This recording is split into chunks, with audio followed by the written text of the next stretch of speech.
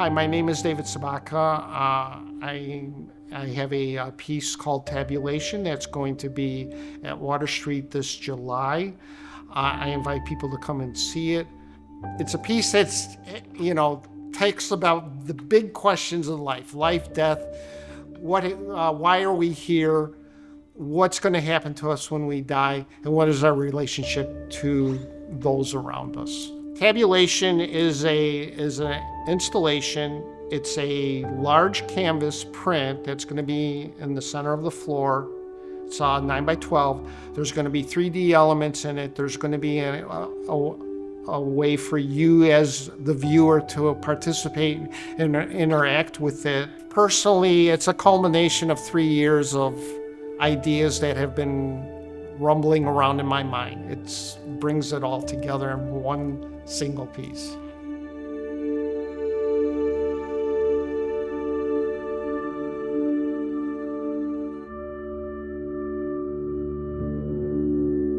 I had kind of been developing a style in terms of ideas. The ideas were starting to formulate in my mind. And one of those ideas was this idea that we're all mortal, we're all going to die. It's something that everybody has to deal with. That's the truth.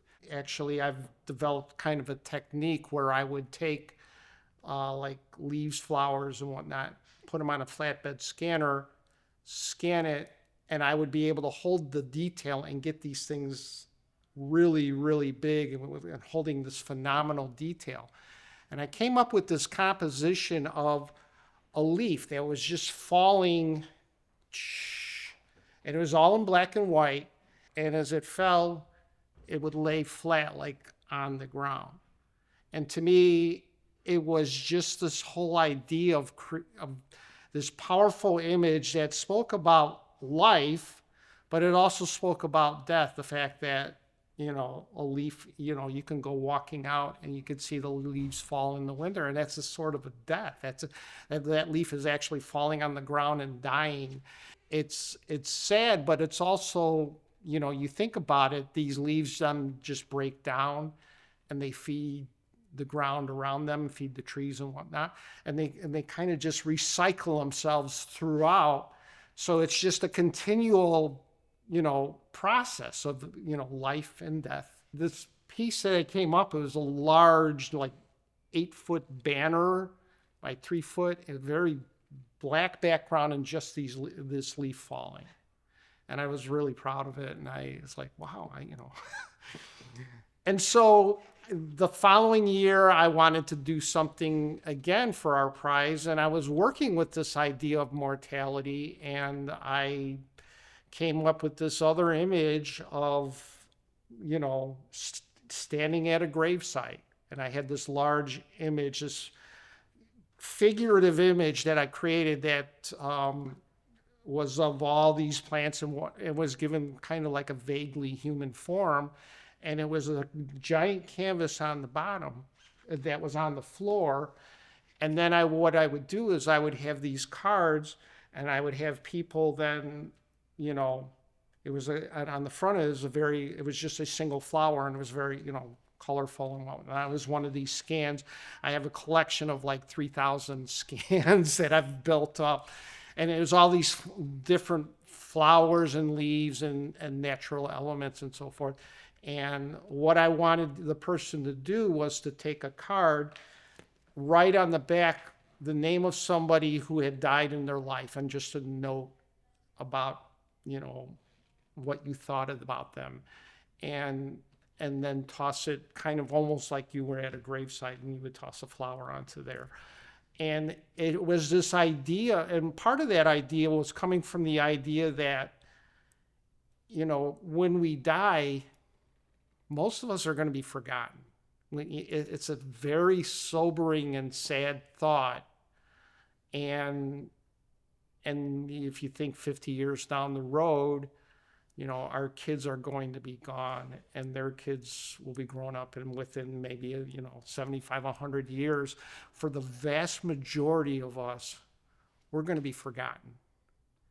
Very it's hard, you know, it's a hard thing to accept, but it is a reality of our life. And we want to be remembered. Every one of us wants to, you know, make a mark in history and to be remembered. Most of us will not be able to do that. That's sad. But for that particular moment when I had these people, it was this act of actively trying to remember somebody in your life. And then as a secondary effect, I wanted the person who tossed the card on there to actually take a card off of the actual gravesite and then flip it over and look at that person's name and take it with them. And so that you would be actually, for at least a moment, carrying that memory of that person who you probably didn't know, but you had a name and you had a note about that person that you could say, well, that person existed, that person had a life, that person had a family, and they really cared about, you know, and their family really cared about them.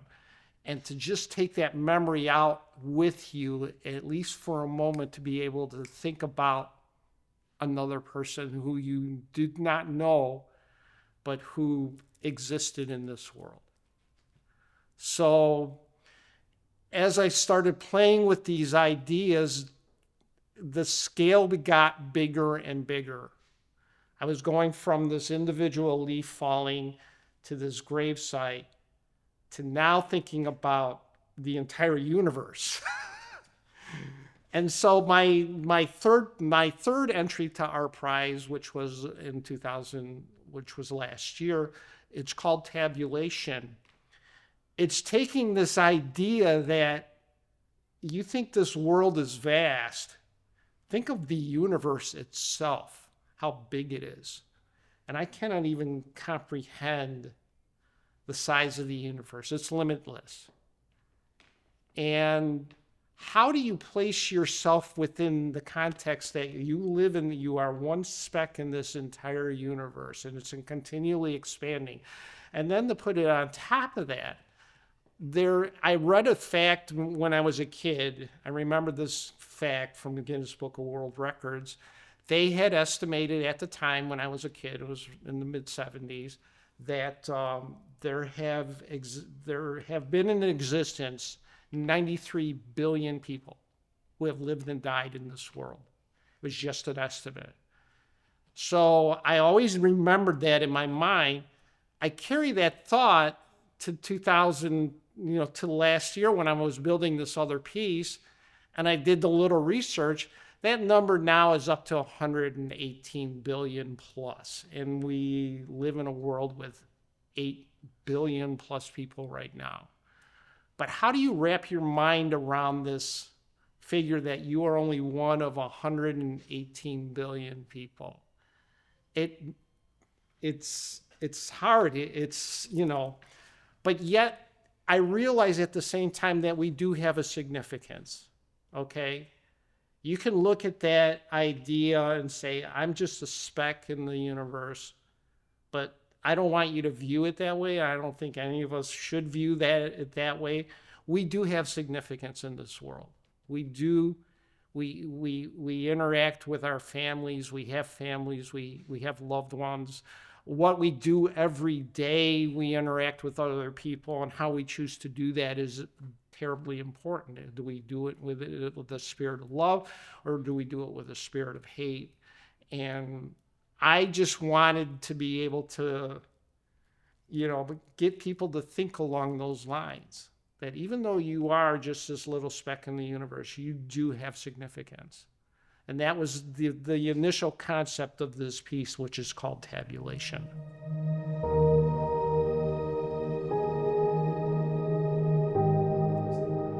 Well, the entire piece itself is a symbolic representation of the universe. The foundation of the piece that's on the floor, it's supposed to be, it's just black canvas. It's got white lines on it and a series of numbers.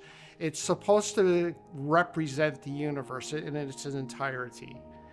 In the center of the piece itself is going to be these three-dimensional construct, I guess, and it changes every time. Every time I install it, it's always going to be different because that reflects the idea that our universe is ever changing. Each moment is different. Each moment is completely different from the moment before. And in one sense, there are no two actual moments that are exactly the same. It almost represents the start of everything. Whether you believe in, whether you believe in God who created the world, or you believe in a Big Bang where it just came into existence, there was a starting point somewhere. And this piece within the center of this is this exploding, everything seems to be exploding outward from the center of the piece, and it's working its way outward. Part of this too is there's these two bowls that I'm going to have on either side, and they are supposed to kind of represent humanity. Okay, one is called the life bowl, one is called the death bowl. What I invite people to do is I want each person to take a chip out of the life bowl, and you're going to put a mark on it. I've been requesting a number, and actually the piece itself has just got all these different numeric systems that are kind of different numeric systems within the confines of our history. They're represented, just a partial representation of, the different cultures of the world, but there's these numbers, and I want you to put a number on this piece. You'll write that number. You're gonna take this piece and you're gonna throw it into the middle of this huge construct. You're also going to be invited to take one of the pieces that is actually within the piece and move it to the death bowl. It's supposed to represent the fact that we all live and we all die. There's this third idea behind it is I do want people to be able to kind of walk on it. You'll have to be careful, obviously.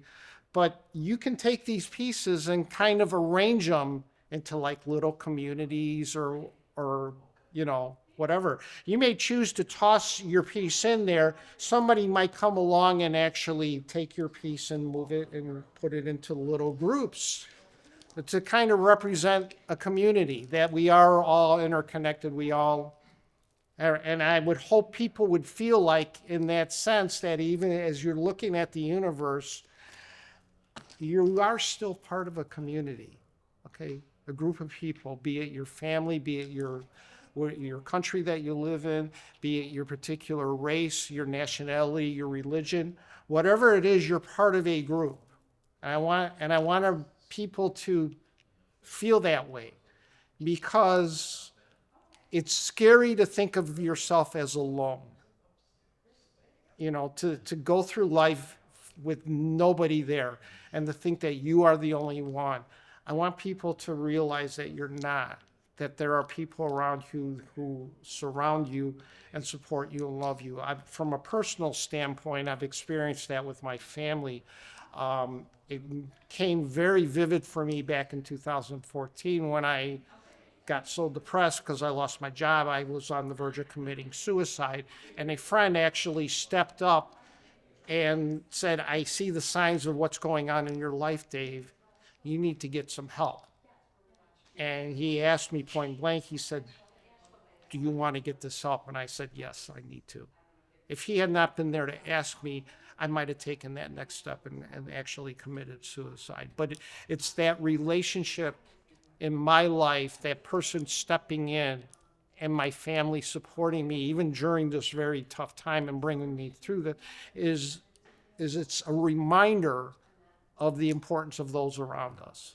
The interactive part to me has become very important. Artwork is not meant to be static. It's meant to speak to you in some way, and I have been really drawn to the idea of artwork being a participation type of thing, where I want the viewer to actively participate. You can view it, and that's a great form of participation, but I want to take it to that next level. First of all, because I believe in the power of art. I believe that art can be a powerful vehicle to say something. Secondly, I want people within who may not think of themselves as artists or may not, consider it even, or not have an interest in it, to take that next step and involve themselves into like what I call an artistic mindset, where you might not have the ability or the talent, but you can appreciate art. And what I'm setting up here is a small way for you to maybe say, hey, I can create something here. Be it as small as moving a chip around on a board. Yet I'm actually participating in the creation and the evolution of this piece of artwork. And maybe that'll take you to the next level, or take that person to the next level, where they move from a passive participant to actually, hey, maybe I should take pottery. I can do something there. I can take painting, and maybe I'm no good at it, but I have this outlet that can kind of explode within me, because I myself, as an artist, I have this creative urge within me, and I always have to let it out somehow. And so I'm always finding different ways to let that go, to feed that creative urge. And and for a long time, I would develop a style or work on a style, and it would evolve over a period of time. Like anything else, art, it's a discipline. You have to practice it. Some people have this innate ability to create, and from day one. Me, that was not necessarily the case. I've become very confident in my artwork, but that is something that has developed over time. And the only way that has developed is for me to actively feed that creative urge and to explore. And how can I say what's inside me in a visual way? And so that's, to me, that was very important about artwork.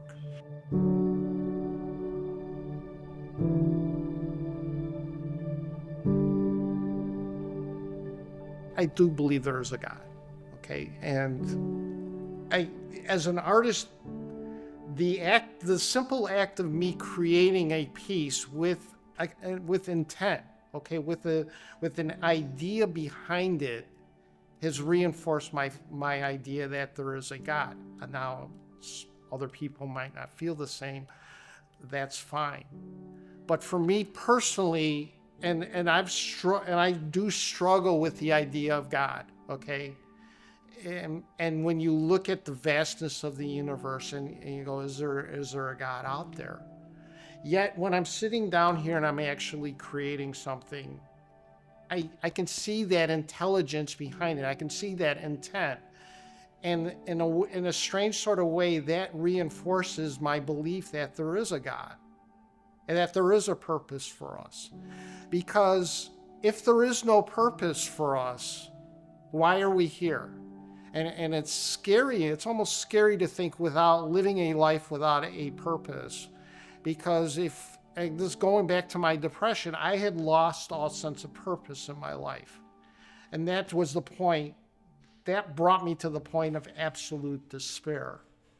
Without purpose, what does our life mean?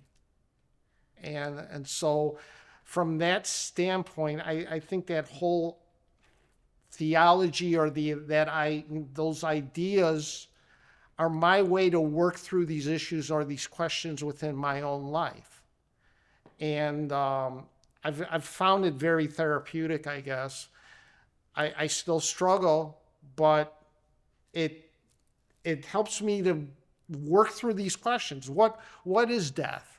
What is life? How did we get here? What's going to happen to us when we die? And I think my artwork for a long time has kind of reflected some of those ideas or those thought processes and those things that are rolling around in my mind. And I think as I've become more confident in my artwork, it has become more prevalent. So now I approach my artwork with those thoughts and ideas in my mind and say, okay, I'm thinking about this. this particular idea or this particular concept, how do I visually represent that?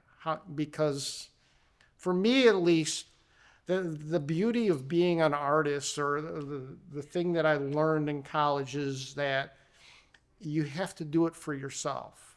If you're trying to please other people, then it's not genuine, I guess would be the way of saying it. It loses a little bit. It's almost forced. But once I started investing my own mind, my thought processes into my art and the things that I was genuinely struggling with, like I did a series about my depression, and that was kind of that opened the floodgates for me as an artist, because that was something that was solid, that was something that was concrete within my life, and in a way I could talk about it, but with my artwork, it took it to a different level. And I challenge all artists to really truly think about, what is it that you want to say with your artwork? Do you have something that you want to actually say? It could be as simple as, oh, I like this scene. This is a beautiful scene and I want to reflect that. But if you want to dive in and take it to a deeper level, I challenge all artists to kind of do that, to look at their artwork with thought and intent. Life changes every day. Every moment is different. There's no, it's when you think about my own life, I'm at an age right now, I'm going to be turning 65 this year. I just discovered that I have cancer. It's prostate cancer. And they caught it at an early stage, which I'm internally grateful for. But it forces you to think about your mortality. And I find myself reflecting upon those, things in my life, and realizing that I can't bring back the past, that the things that I've experienced, I think about them, but then there's things that as an artist, I'm excited because I can now move forward, and every day becomes, in a way, kind of an adventure, because what can I say with my artwork? I have a grandson right now who, he's 4 years old. He's adorable, and I get to see him grow up. And so, again, he's changing. Each day he changes. My relationship with my wife, it deepens and it grows over a period of time. So life, it doesn't stand still. It changes. And so, at least with my artwork, with this piece, I wanted to reflect that idea that everything changes. Sometimes it's for the good, sometimes it's not for the good, but it changes. And it's what we do with that change when things do change. How do we handle those changes? Do we fall into despair, or do we adapt and say, you know what, this is the way this is what's been dealt to me. I'm going to deal with it the best I can. And I brought up the thing about my cancer. I've been strangely calm about it. Some people would get really freaked out about it. And maybe if I had, stage 4 cancer, I'd feel a little differently. But on the once level, I can go, you know what, they caught it at an early stage. I'm thankful. But it does tell me that time is still running out for me. I'm getting older and older. One day something's going to happen to me that, I'm going to pass away. So I have to be able to accept that that's going to happen. Because of the style that I deal with, and my style tends to be very symmetrical. Part of that is the idea that our life is a routine, that every day we live, we go to work, we come home, we eat dinner. It's a series of routines. And I think my artwork kind of reflects that idea of the routine, of the repetitiveness.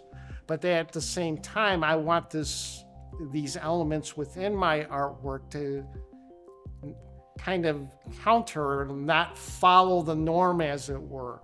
because it's very symmetrical, but most of my artwork, there's going to be elements that are not symmetrical that you look at, well, that doesn't match up what's on the other side.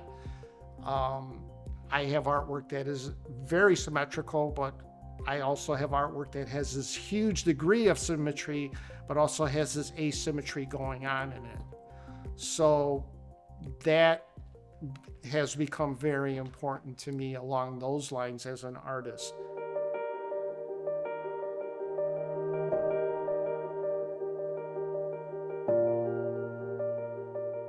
I want people to be more invested in art in a way that values what art has to say.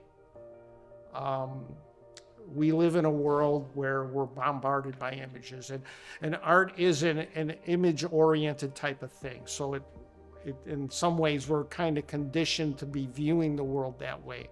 I want people to be thinking along those lines. And, it's so interesting, or, I've had discussion with friends of mine who, it's like we would go on and go, why is that art? I could do that. And maybe you could. But did you think about the idea that the artist had behind it? Okay. I want them to look at artwork for just not as a, simple representation of something, but to view it as a way to convey ideas. And I think, sometimes we view the world through the, tunnel vision, where we see what we want to see, and if it doesn't register with us, it means nothing to us. What I want people to do is be able to stretch, to dive into something and to view it, and to say, yeah, okay, I could see where he's coming from. I could see the idea behind it.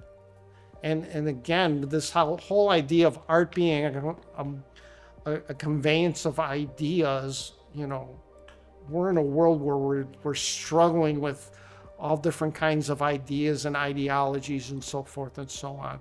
So in that regard, artwork becomes even a more important vehicle to get people to think about things that, maybe they were against in the past. Now I can see it from the perspective of a person because of this piece of art. And now I have a different viewpoint of that.